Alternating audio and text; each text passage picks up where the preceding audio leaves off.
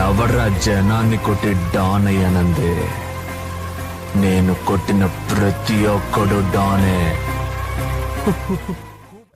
నువ్వెప్పుడు అడిగేవాడిగా బొంబాయి కావాలని. అబ్ వక్త్ ఆ గయా హై.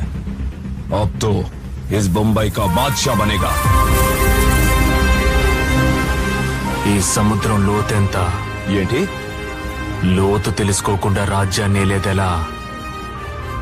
తెలియకపోయినా దిగేద్దాం.